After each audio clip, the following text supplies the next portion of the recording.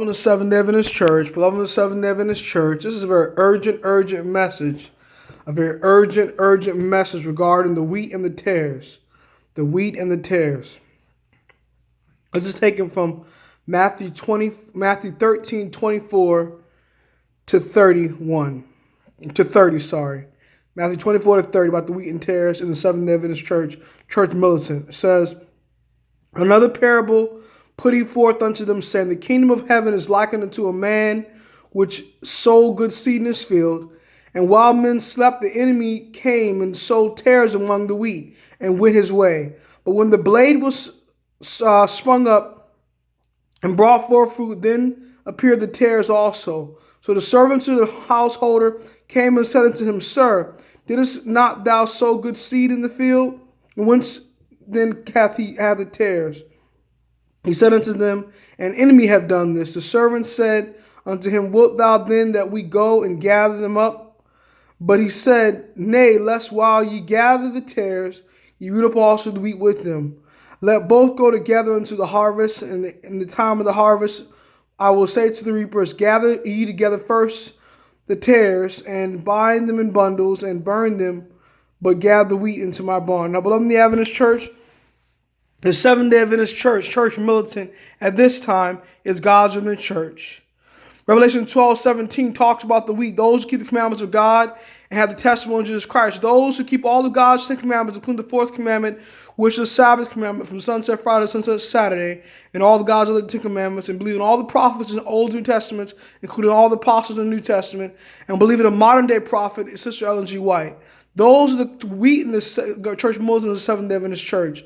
But the tares are those who don't believe in Sister White's writing. The tares are those who believe in women's ordination, contemporary Christian music in church, jury, once saved, always saved, no victory over sin, the pre-fall nature of Christ, believing that Christ was the sinless nature of Adam before the fall, the new theology, those who believe that women can wear pants in church, all these tares who shackle with women out of wedlock and let women come into their apartments and stay with them, and they're not married to them, or commit fornication, adultery, or leave God's remnant church and have independent Adam churches outside of the conference churches, or eat meat and stuff like that, eat flesh meats and stuff like that, beloved.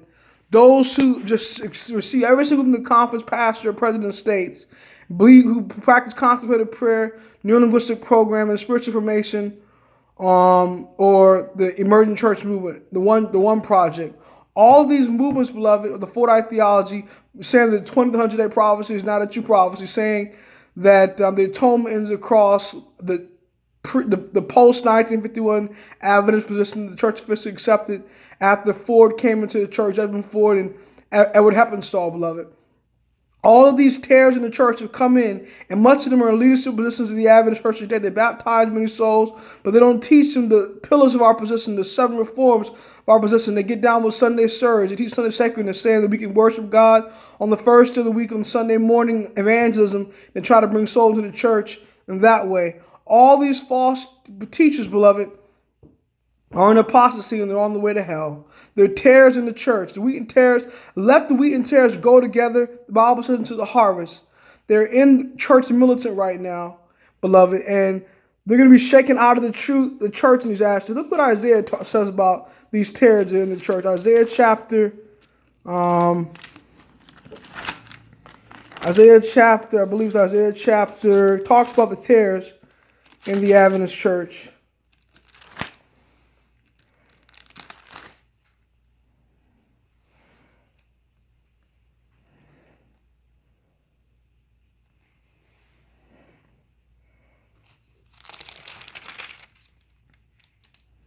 It says, the sinners in Zion are afraid. Fearfulness has surprised the hypocrites. Who shall dwell with the devouring burning? So, beloved in the Adventist church, the tares in Zion are afraid. These new theologian ministers, these apostate ministers who claim to be preaching the truth, beloved, but criticize the Seventh-day Adventist Church leadership. These apostate ministers who live in adultery, who shack up women, and they claim to be preaching the truth. These ministers who want to lead gods in the church and form independent atoms or form hollow squares around church militant to talk against it, beloved in the Adventist Church.